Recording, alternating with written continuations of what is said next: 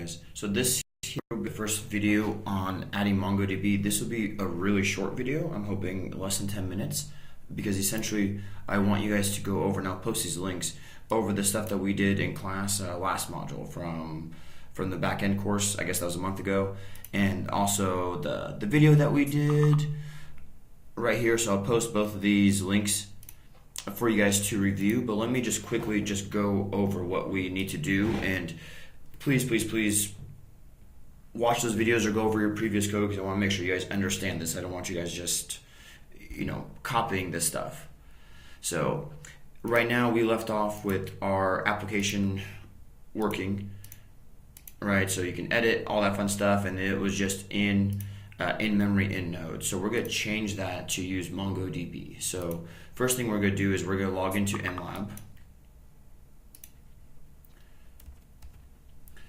So I'm already logged in, and we're going to create a new database here. So I'm going to create a new one. It doesn't matter. I'm partial to Google Cloud Platform, so that's what I'm going to use. Oops, I'm sorry. Free tiers. So here, Sandbox. That's the one we need. Okay. Iowa. This here, my database name is going to be blog. So yep, all that stuff looks great.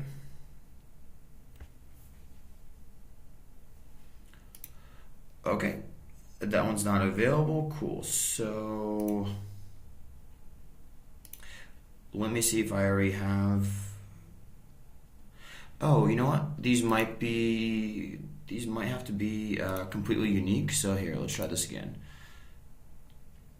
Let's go Sandbox. It doesn't matter. Okay, so database name, I'm going to just try Sergi-blog. Maybe this has to be unique across.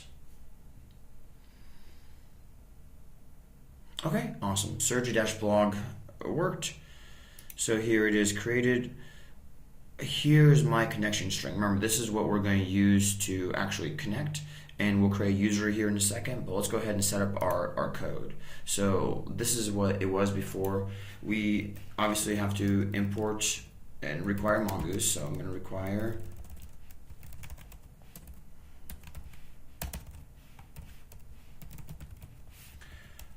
Mongoose.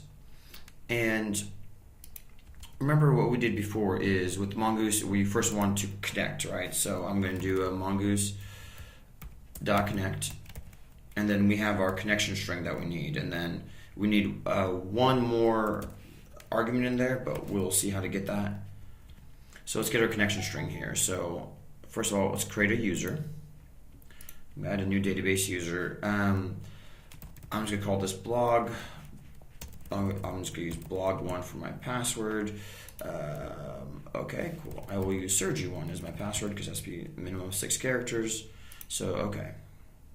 So now, that's fine. So now I should be able to copy this connection string,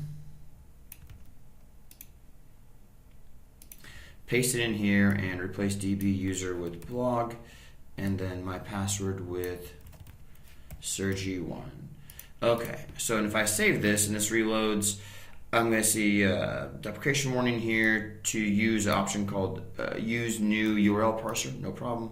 We just add that onto my mongoose.connect. So okay, so that's working. It looks like it didn't throw any errors, because if we had the wrong information here, like a bad username, it would freak out and throw an exception, and your code wouldn't be happy. So as long as that works, we're good. So next, what we want to do is create our actual model. So we're going to get rid of all this, and we're going to create our model. And remember, our model is going to be called article, right? Because that's what we're dealing with, and it always starts with a capital letter and singular. So this is going to be mongoose.model, our model name, and then our properties for it. So I had date, that was a date. I had title, that's a string. And then we had the body, that is also going to be a string. So, and that's it. And then these functions here, get articles, this is just going to be our article model.find .exec. We're going to get all of them. So we'll have to do a .sort, things like that. I'll let you guys do that. getting a specific article by its ID is just as easy. This is just going to be return article.find by ID of ID dot execute, and then save article. Remember, we can create a new article, but this here, we were doing two things, right? We were updating the article if it already existed or adding a new one. So we can do those with Mongoose. We discussed this in class. We can do that with one function called find one or find by ID and update. So I'm going to say return article.find by ID and update. So I'm going to pass the article ID, which is going to be article._ID, because remember, this isn't Mongo.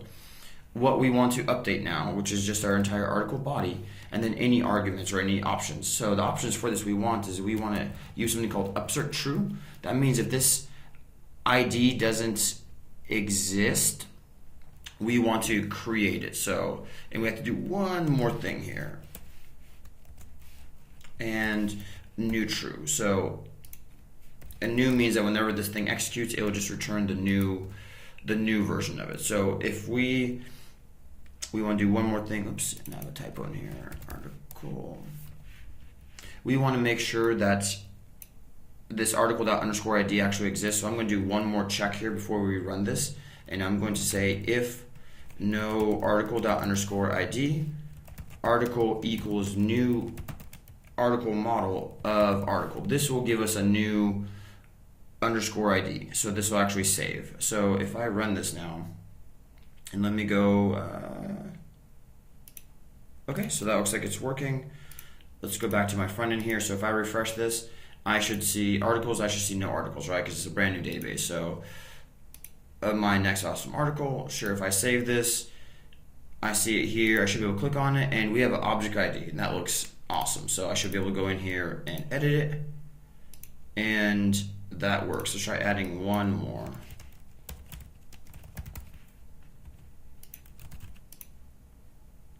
So fantastic, and I can prove that if I, oops, we have an error in here. Oh, this is when I had it pulled up already, and it was trying to pull up an article with the ID of 2.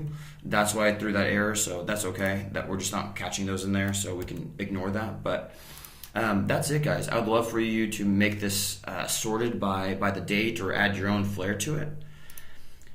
Here in a little bit, I will try to, my week has been really packed, but I'll try to log in and send another video of how to actually post this or get this ready for Heroku and finally publish this live. Okay, thank you guys.